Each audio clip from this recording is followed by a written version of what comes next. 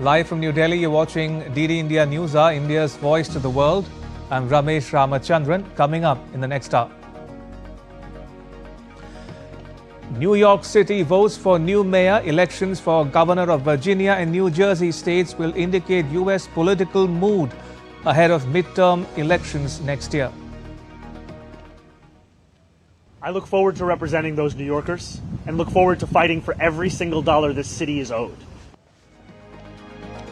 Millions face hunger crisis. Airport chaos hits American citizens just a day away from the longest ever shutdown in U.S. history. External Affairs Minister S. Jaishankar holds talks with his Israeli counterpart in New Delhi, calls for a global approach of zero tolerance towards terrorism. And campaigning for the first phase of Indian state of Bihar Assembly election ends. 121 constituencies across 18 districts to go to the polls on 6th November.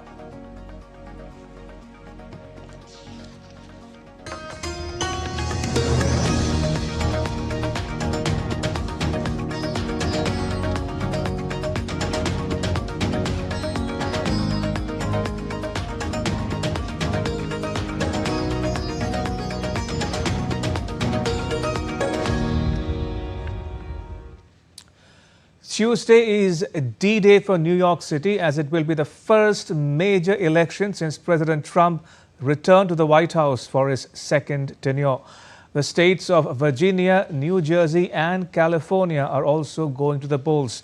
DD India's Tripti Tripathi reports. Americans are voting in New York City mayoral elections. Governor of Virginia and New Jersey states will indicate U.S. political mood ahead of midterm polls next year.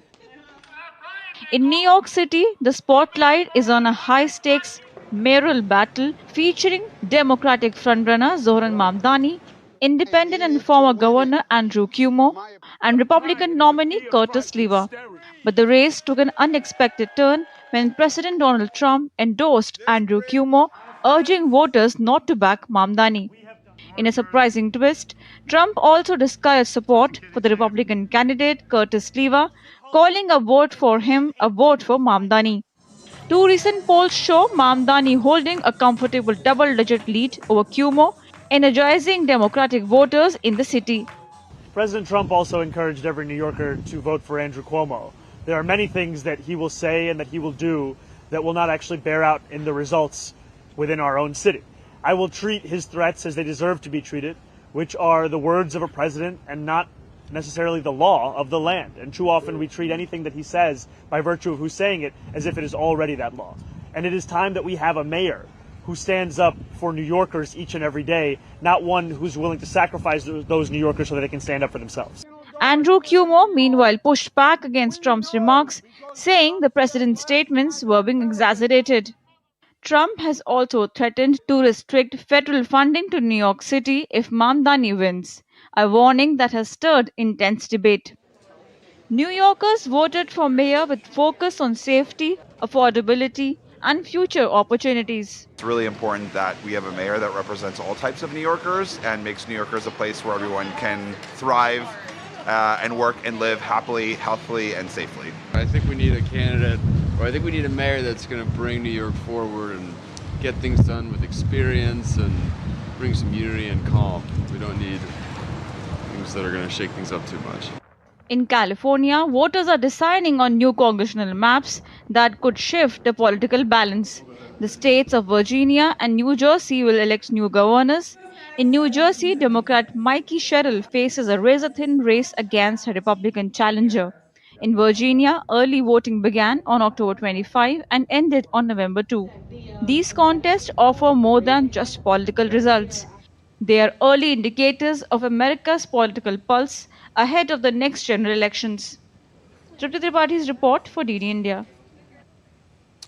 And staying in the US, the government shutdown completes 35 days on Tuesday, matching a record set during President Trump's first term.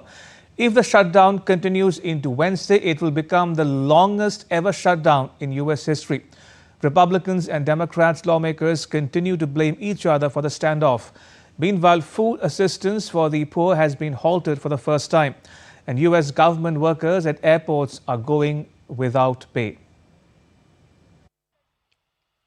At 35 days, the current federal closure in the United States has tied the record set by Donald Trump's first term in late 2018 and early 2019, which stemmed from a tussle over funding for a border wall.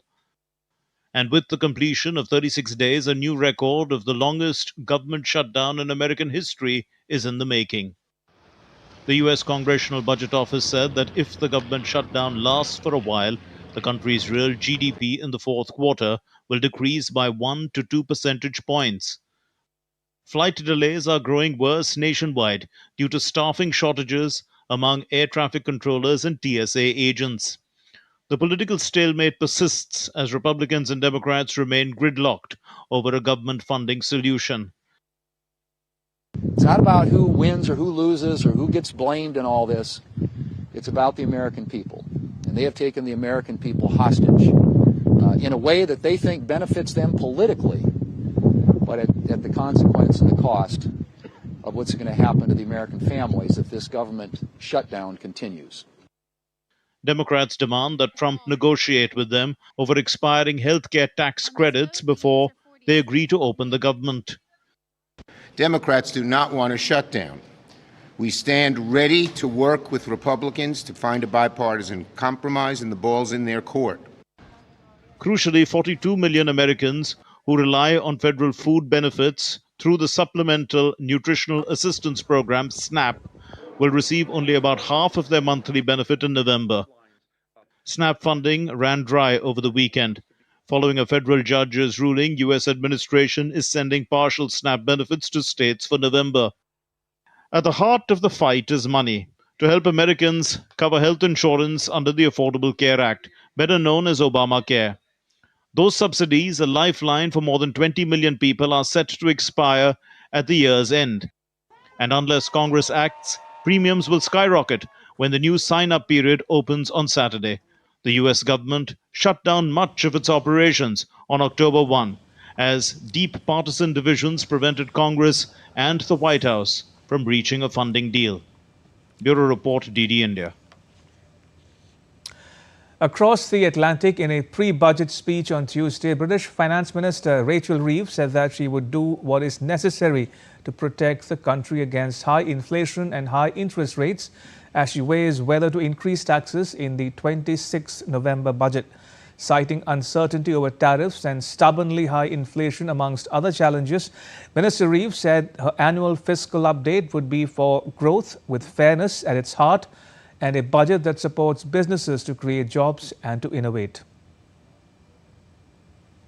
Budget led by this government's values of fairness and opportunity and focused entirely on the priorities of the British people, protecting our NHS, reducing our national debt and improving the cost of living.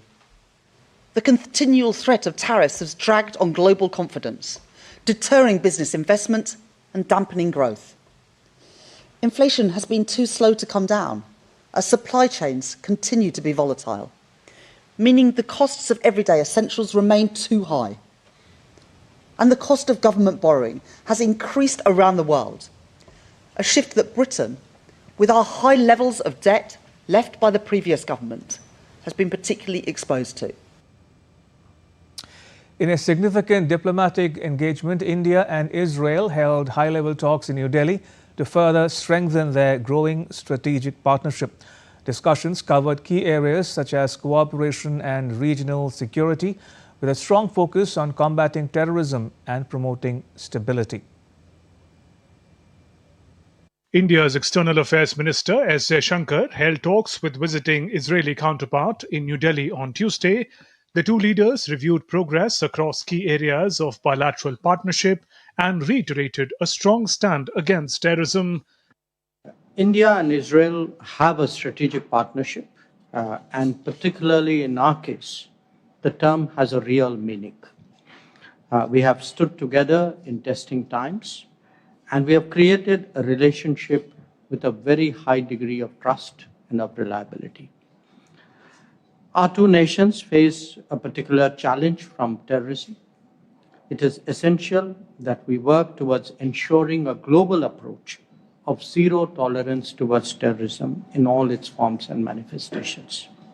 The ministers also witnessed exchange of MOU on diplomatic training between foreign service institutes of both countries, seen as an important step in expanding institutional cooperation.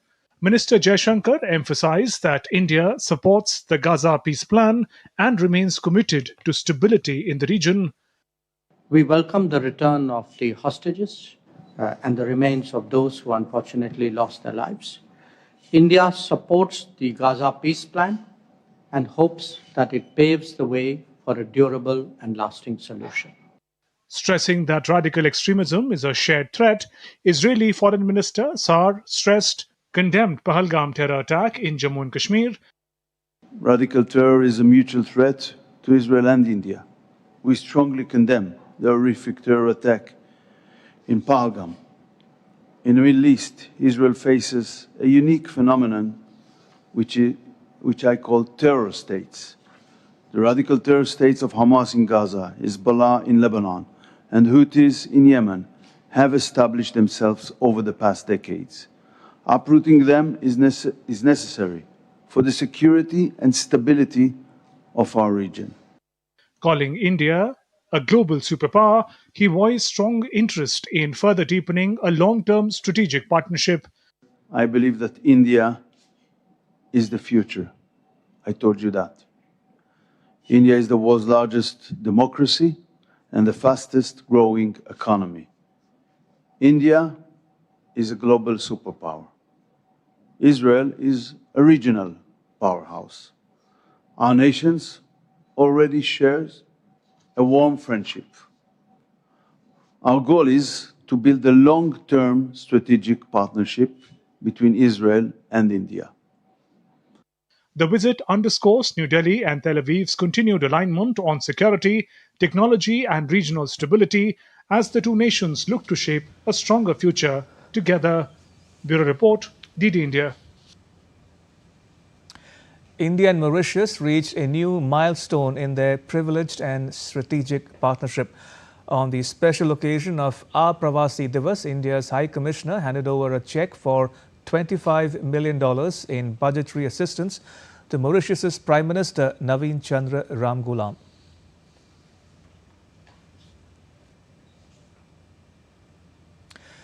India and Belgium held a third round of Foreign Office consultations. The Indian side was represented by Secretary West Sibi George, and from the Belgian side, by the President of the Board of Belgian MFA, Theodora Gensis. They reviewed the full spectrum of Indian-Belgian relations, discussed the deepening India-European Union ties as well. They also exchanged perspectives on regional and global issues of importance.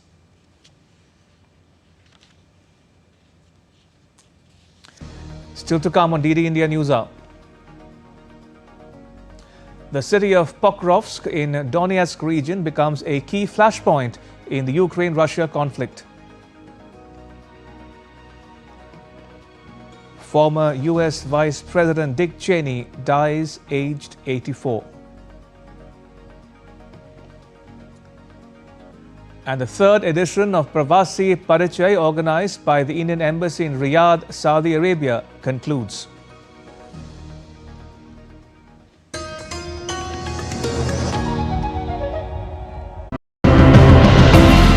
Desh Ki Mitti captures the deep connection that Indians everywhere feel with the country's soil.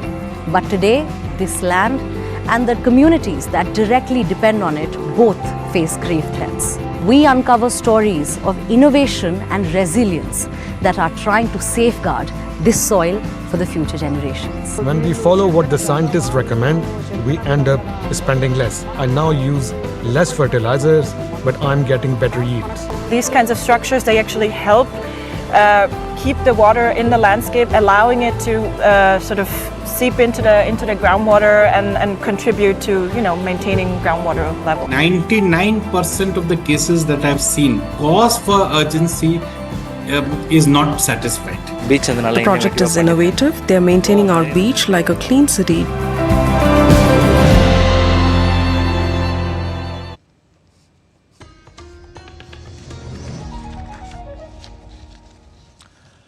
Welcome back. You're watching DD India Newshour. I'm Ramesh Ramachandran.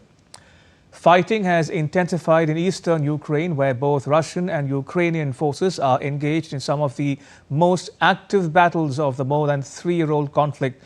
The city of Pokrovsk in the Donetsk region has become a key flashpoint, with reports of heavy exchanges and shifting front lines. Moscow says its forces have made progress, while Kiev maintains its troops are holding their ground. As the confrontation continues, Ukraine is also looking to expand its defense production and partnerships abroad. DD India Diptanshu Kashyap reports. Russia has stepped up operations in eastern Ukraine, focusing efforts around the strategic city of Pokrovsk in the Donetsk region. The country's defense ministry said its forces targeted Ukrainian positions near the city's railway station and industrial areas, while Ukraine reported repelling several assaults. Both sides continue to claim gains, with Ukrainian strikes also reported inside Russia, including at an oil facility in Savarotov. Pokrovsk. The enemy has had no success in recent days. About 30% of all combat operations on the front line take place in the Pokrovsk area. Moreover, 50% of all KABs are directed specifically at Pokrovsk, so you understand how difficult it is. In Pokrovsk, as we told you, there are several hundred Russians, from 260 to 300 people. Russian forces are reported to have gained around 461 square kilometers of territory over the past month, much of it in the Donetsk region. Fighting in and around the city accounts for a significant share of activities along the front line, as Ukrainian troops work to maintain their positions. At the same time, Ukraine is moving to expand its defense cooperation, announcing plans for new offices to support arms export and joint weapons production in Berlin and Copenhagen. Naval drones and artillery systems are among the technologies being developed. Zelensky also visited troops fighting near Dobrofilia. Germany, meanwhile, is increased its financial assistance to Ukraine by about 3 billion euros. The European Union has also extended its support to Ukraine by providing emergency energy support and working on options to ensure the necessary sustained financial assistance. As the situation remained fluid on the ground,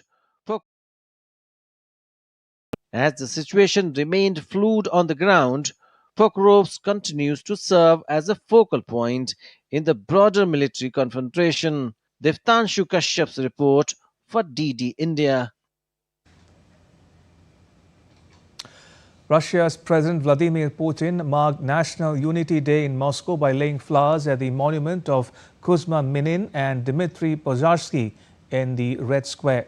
The ceremony was attended by religious leaders, youth groups and members of the public.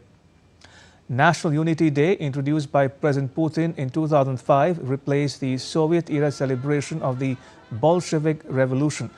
The holiday commemorates the 1612 uprising led by Duke Dmitry Pozharsky and merchant Minin, who rallied Russians to expel Polish forces from Moscow, symbolizing national solidarity and resilience.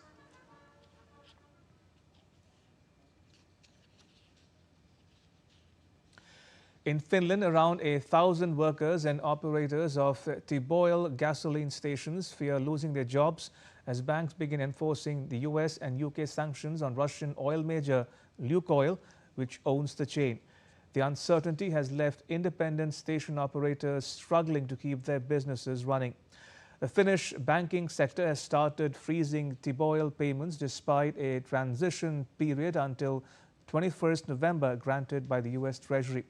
A potential deal by Swiss trader Gunvor to buy Lukoil's foreign assets, including T-Oil, is still awaiting approval from US authorities. Finland has around 400 T-oil stations, many in remote areas where closures could disrupt fuel supply and logistics. The Association of Finnish Transport Companies has warned that shutting the chain would hurt the trucking sector. T-oil says sanctions have affected operations, but fuel deliveries continue for now.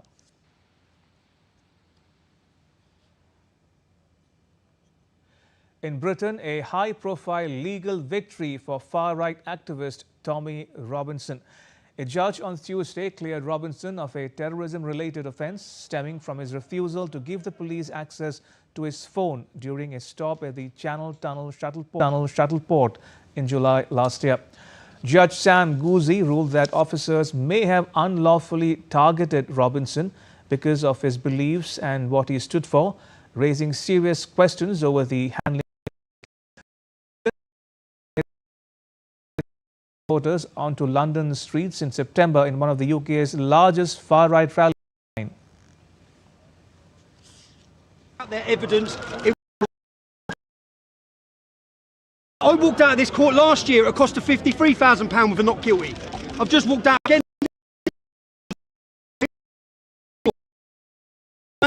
Mainstream media sat through this whole trial. They knew all the unlawful practices in this trial, and yet they didn't report political beliefs. So say that out loud.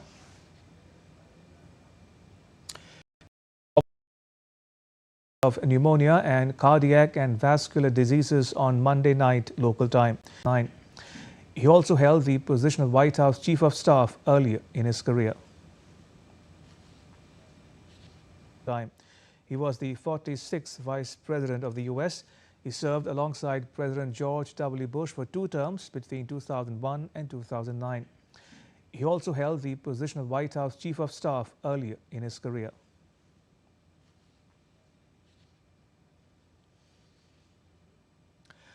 An Indian-British billionaire businessman and the chairperson of the Hinduja group, Gopi Chand Parmanand Hinduja, has died at the age of 85. He was unwell for past few weeks in a London hospital. Gopi Chand Hinduja joined the family business in 1950 and is credited with transforming the company from an Indo-Middle East trading corporation into a transnational conglomerate.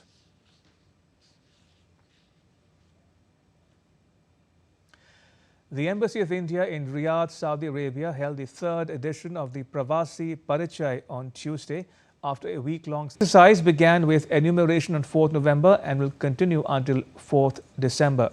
Draft electoral rolls will be released on 7th February. This will be the 9th such revision since India's independence, the last one having taken place between 2002 and 2004. The Election Commission of India commenced the International Election Visitors Program 2025 at the India International Institute for Democracy and Election Management in New Delhi on Tuesday. Chief Election Commissioner Gyanesh Kumar along with Election Commissioner Vivek Joshi interacted with participants. 14 delegates from France, South Africa, Belgium, Indonesia, the Philippines, Thailand and Colombia attended the inaugural session. Participants were given a demonstration of the electronic voting machines followed by a presentation by Election Commission officials on issues such as preparation of electoral rolls and conduct of elections. The program includes a 2-day tour. The program includes a 2-day tour of Bihar on 5th and 6th November, where participants will visit the electronic voting machine dispatch centers and witness the actual polling on the 6th.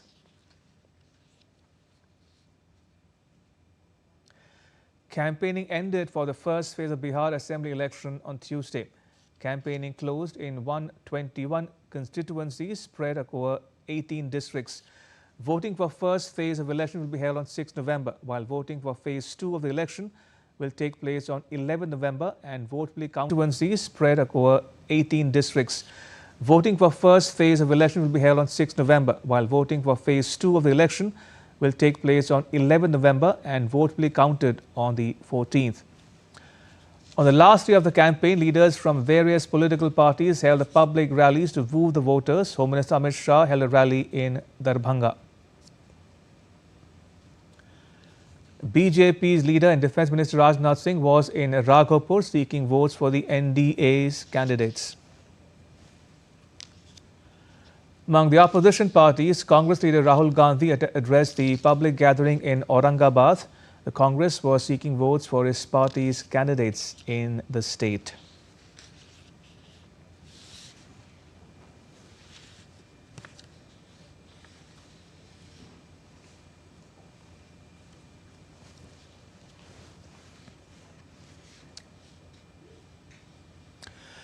The Emerging Science, Technology and Innovation Conclave 2025, inaugurated by Prime Minister Modi on Monday, has set a new turn for India's scientific aspirations. DD India's Akshay Dongre speaks to Professor Vivek Menon from Amrita University on how the government's interest and efforts in AI has led to various diversifications. Take a listen. Prime Minister has announced this fund. His leadership has been, monumental as far as the promotion of innovation, technology, and environment in the country is concerned. How do you see his role? Yeah, the Prime Minister's role has been transformational, needless to say, and he has been leading from the front. And his keen interest and insights on AI has actually led to a lot of diversification, where we can find that a lot of the funding that has come from the ministries is also now having an AI component. Earlier, which was mostly domain focused, is now there is always an element of AI. In India, in the last one decade and in the upcoming decade, how do you see government's push and government's promotion instrumental in creating an environment that is more conducive for scientific temper and other things? And how do you think the government's role is going to be important? So I think, as Prime Minister very rightly noted yesterday, that the number of patent filings and the number of research initiatives, there has been a major fillip in the activities. And so I think it's only just going to get exponentially increase. And with the number of opportunities that are arising, thankfully facilitated by this generous investment that Prime Minister has announced, is actually only going to encourage more and more participants, and it's able to kind of cover more and more ground, and also allow more and more stakeholders to participate. And especially the announcement regarding private and public participation, that was actually been a call to action. More than 2,000 Indian Sikh pilgrims entered Pakistan via Atari on Tuesday to attend the birth anniversary celebrations of Guru Nanak Dev Ji. During their 10-day stay, pilgrims will visit Gurudwara Panja Sahib Hasan Abdal, Gurudwara Sacha Sauda Farrukhabad and Gurudwara Darbar Sahib Kartarpur.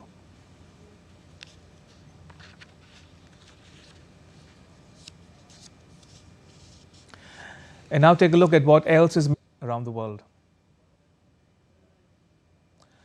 Lahore ranked the most polluted city in the world on Tuesday, with its air quality remaining at hazardous levels. The city recorded an air quality index of 359, a reading that poses serious health risks to its millions of residents.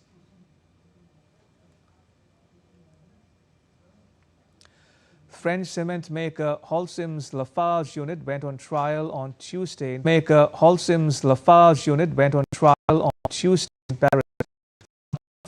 Charges that its Syrian subsidiary financed terrorism. Investigative judges allege that Lafarge paid a total of €5 million to jihadist groups, including Islamic State and the Al-Qaeda affiliated Nusra Front. Palestinian children attended classes at Al-Kamalia Al-Othmania School in Gaza City's Old Town amid ceasefire, as part of a volunteer initiative organized by displaced teachers to ensure continued access to education.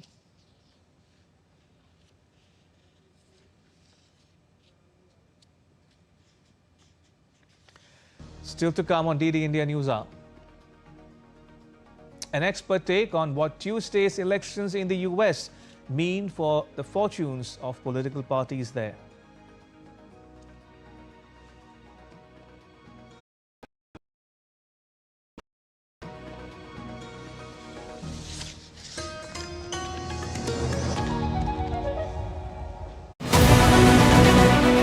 This week on Defense Dynamics, we decode Astra Mark II, why it is India's next generation air dominance weapon, what makes this missile a true game changer.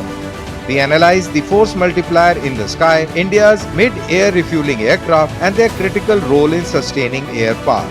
Finally, the infantry soldier gets a much awaited close quarter battle carbine, which is compact, precise, and built for decisive close combat. We decode the army chief's words, preparing for the unknown. What does it reveal about India's evolving war fighting? Catch the sharpest analysis of strategy, firepower, and future warfare this Wednesday at 8 PM IST only on DD India.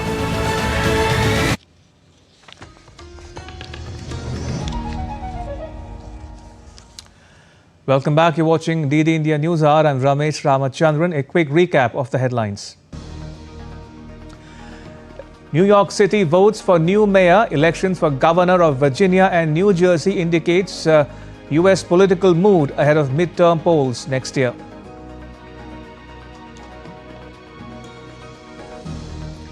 Millions face hunger crisis. Airport chaos hits American citizens just a day away from the longest ever shutdown in U.S. history.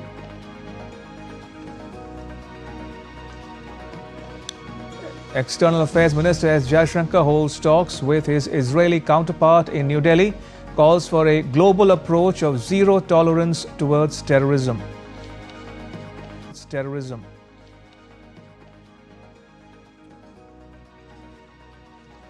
And campaigning for the first phase of Bihar Assembly election ends. 121 constituencies across 18 districts to go to the polls on 6th November. Here on DD India News, New York City is voting to elect a new mayor. The contest. Ravi Joshi is a visiting fellow at the Observer Research Foundation. It's a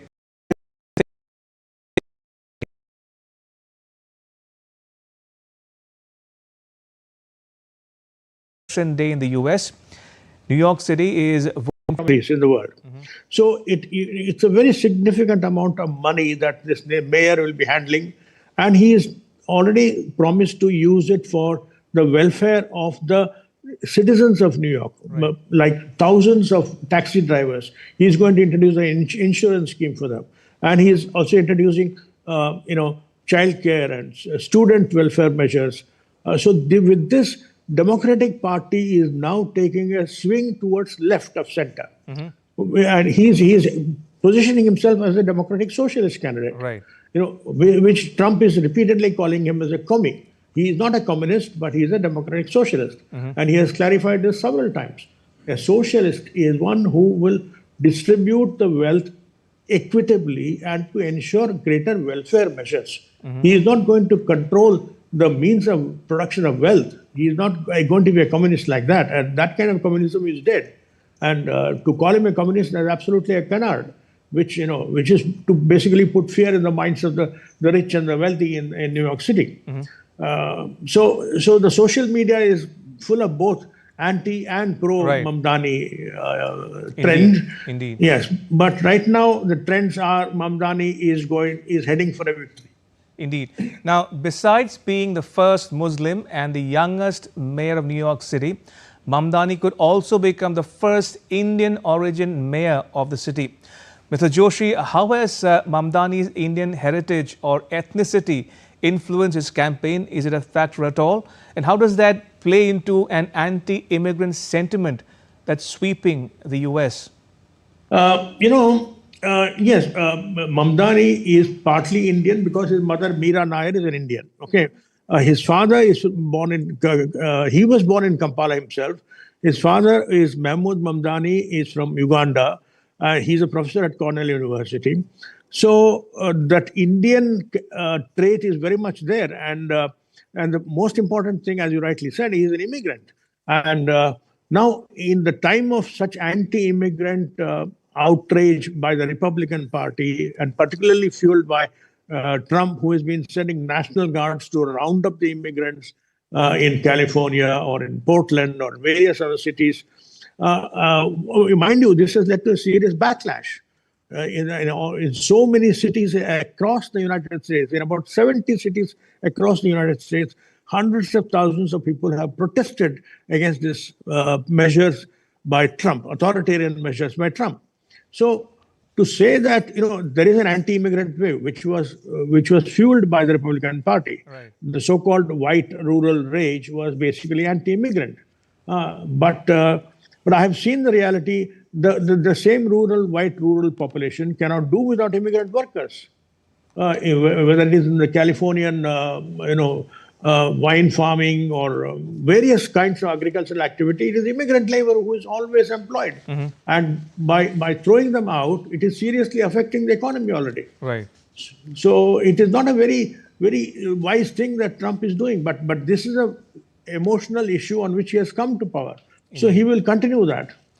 Talking of Trump, Mr. Joshi, President Trump has threatened to hold back U.S. government funds to New York City if Mamdani wins the election.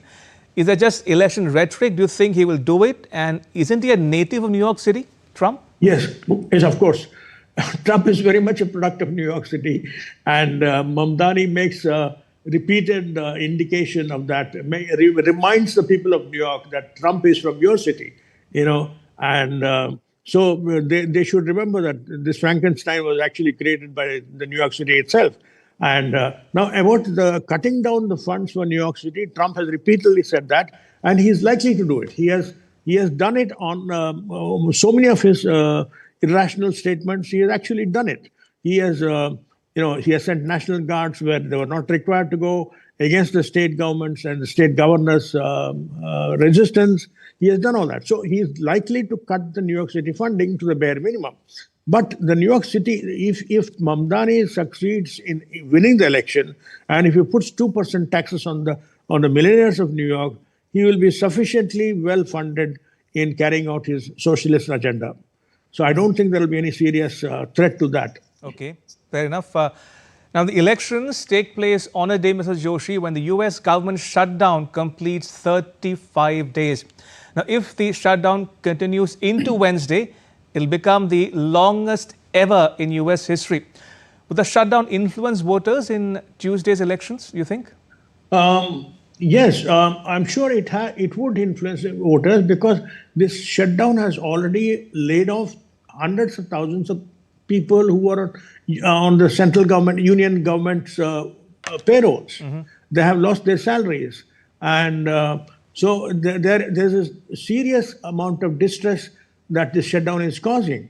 And I'm sure there are thousands of employees of the union government working in New York City as well who are affected by this.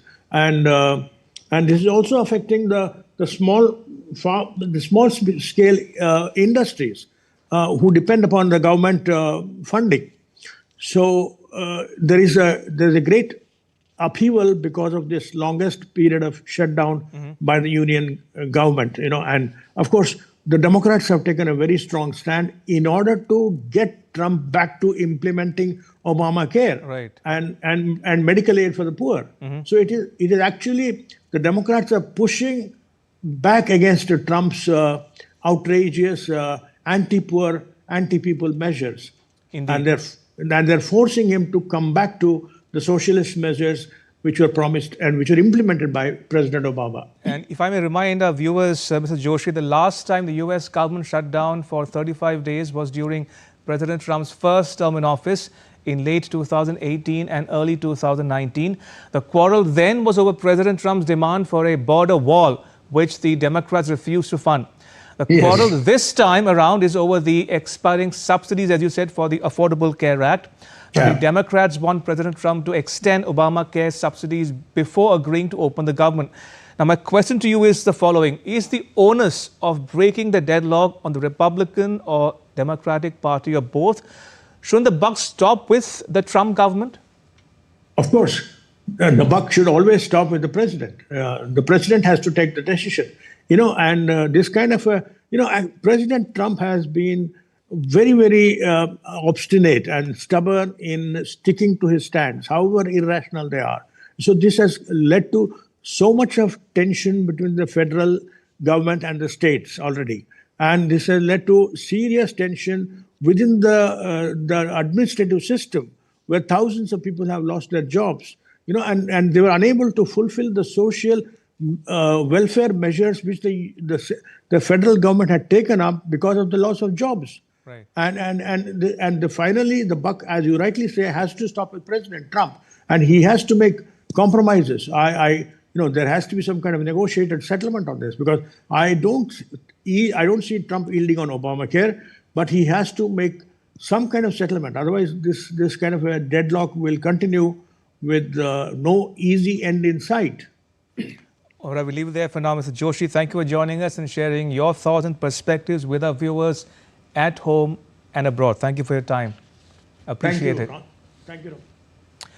Right, moving on, Prime Minister Modi on Tuesday interacted with several Christian leaders in New Delhi.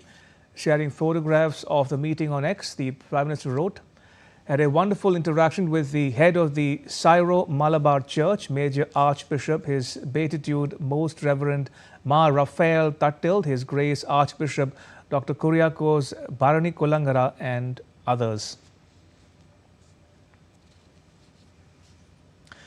And Prime Minister Modi lauded a record increase in the number of Indian universities in the QS Asia University rankings over the last decade. Taking to social media platform X, he wrote, "Glad to see a record increase in the number of Indian universities in the QS Asia University rankings over the last decade. Our government is committed to ensuring quality education for our youth with a focus on research and innovation. We are also building institutional capacities in this sector by enabling more educational institutions across India," unquote. Still to come on DD India Newshour. Typhoon Kolme-G kills 26, displaces thousands in the Philippines.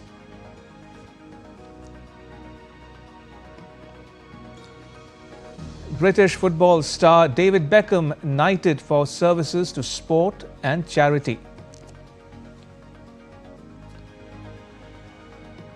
And a special report on the birth centenary of legendary Indian film director and screenwriter Hrithik Ghatak.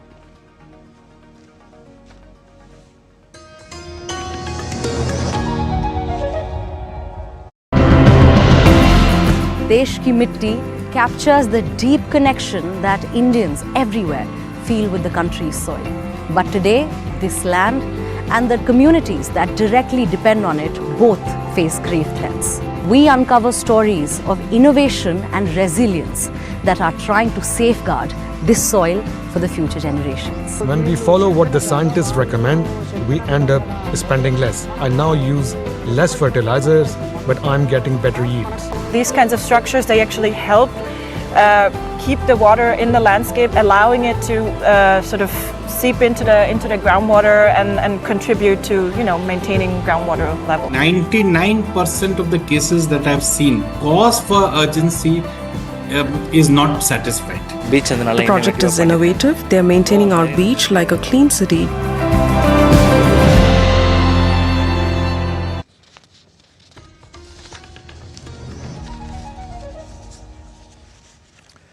Welcome back. You're watching DD India Newshour. I'm Ramesh Ramachandran. In Dubai, a milestone moment for India's education community overseas. The first international and 31st annual conference of Sahodaya school complexes opened on Tuesday at the Grand Hyatt, marking the first time the CBSE's flagship event has gone global. Organized by CBSE and inspired by the National Education Policy, the two-day conference aims to strengthen collaboration among affiliated schools worldwide, share innovation in classrooms, and build strategies for holistic education focused on creativity, critical thinking, and global citizenship. India's Consul General in Dubai, Satish Kumar Sivan, applauded the initiative, noting the presence of 213 CBSE schools across the Gulf, serving nearly 250,000 students. UAE is home to 106 CBSE schools with over 225,000 students currently enrolled. All across the Gulf region, there are a total of 213 CBSE schools serving nearly 450,000 students, a testament to the growing demand for high-quality Indian education abroad. Additional Education Secretary Dheeraj Sahu said NEP 2020 is transforming India's learning ecosystem into one that's flexible, inclusive and future-focused, ensuring every child and teacher is supported through the Samagra Shiksha mission. We are at a decisive moment. The National Education Policy 2020 and its implementation framework, Sarthak, are steering India towards a system that is more inclusive, flexible, and future-ready. This transformation is being carried through our flagship scheme called Samagra Shiksha.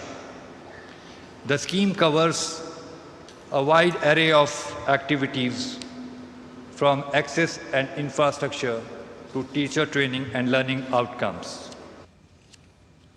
And now to news from Sri Lanka. The Archbishop Paul Richard Gallagher, Secretary for Relations with States and International Organizations of the Holy See, the central governing body of the Roman Catholic Church, praised Sri Lanka's progress in fostering peace and unity among its diverse ethnic and religious communities. He reaffirmed the Vatican's continued support for Sri Lanka's efforts to promote intercommunal harmony and strengthen economic stability. We agreed on the importance of continuing along the common path, strengthening cooperation both regionally and globally, with the goal of contributing to building up a more just and peaceful world. The meeting confirmed the solid relations between the Holy See and Sri Lanka, as well as the shared willingness to face future challenges with a spirit of friendship and collaboration. Typhoon Kolmeji hit the Philippines, causing damage and loss of lives. Many people have been forced to leave their home. Now the storm is moving towards Vietnam. Philippines is bearing the brunt of Typhoon Kalmagi, locally named Tino, which has caused widespread devastation and resulted in at least 40 fatalities in the central region. I am Vicente Boholano, a farmer in Cebu's Balamban town. The wind last night was very strong. It was like we were being washed. We were really anxious because the longer the rains continued, the higher the flood waters rose. It even reached half of our second floor. The powerful storm made landfall early on Tuesday with sustained winds of 150 km per hour and gusts up to 205 km per hour, bringing torrential rains, strong winds and storms surges across the Visayas island group. The extreme weather forced tens and thousands of residents to evacuate across the Visayas, including parts of southern Luzon and northern Mindanao. The Philippine Red Cross was active in rescuing residents in inundated areas like Cebu City and other towns. Vietnam, which is already reeling under the devastating impact of a week of flooding and record rains, is gearing up for another powerful storm, Kalmegi. The death toll from a week of flooding and record rains in central Vietnam rose to 40 on Tuesday. Bureau Report, DD India. 4th November marks the birth centenary of legendary Indian film director and screenwriter Hrithik Ghatak. Widely regarded as one of the greatest filmmakers, Ghatak cinema is celebrated for its powerful portrayal of social realities, the trauma of partition and themes of feminism. Here's DD India's Diptanshu Kashyap's special report on Hrithik Ghatak's life and legacy.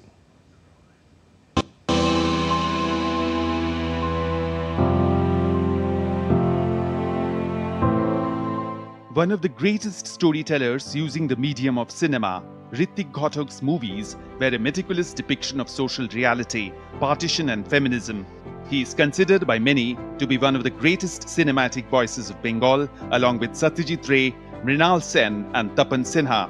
Born on November 4, 1925 in Dhaka, now the capital of Bangladesh, Hrithik Ghatak's life and storytelling were shaped by Bengal's partition following India's independence in 1947.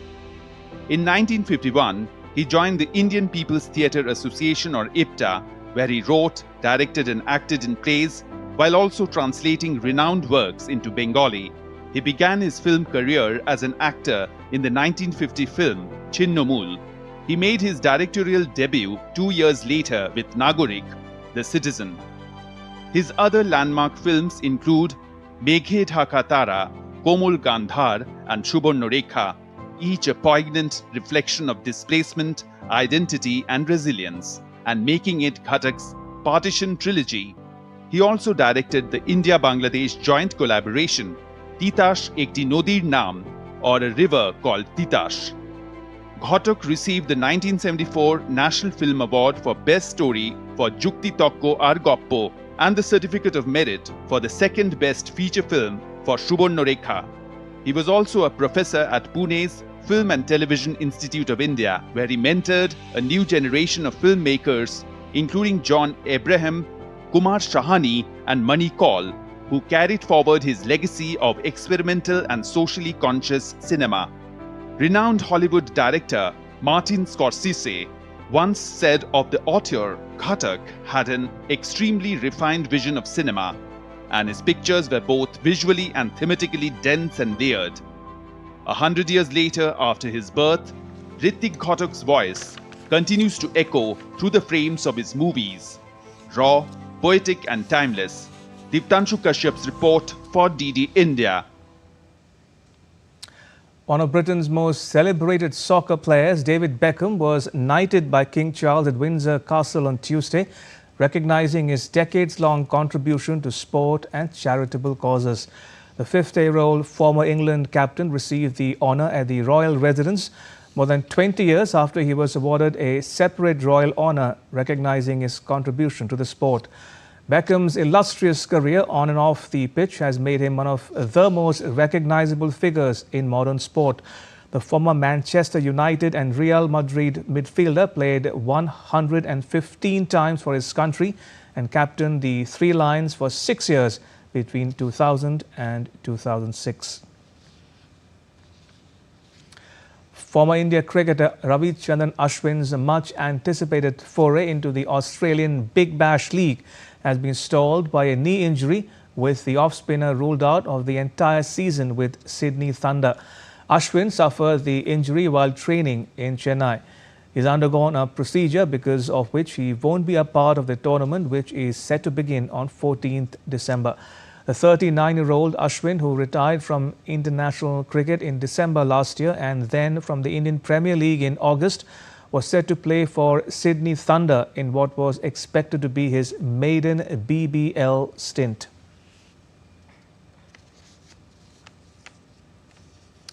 And that's all for this edition of DD India Newshour. Let us know your thoughts on the news of the day.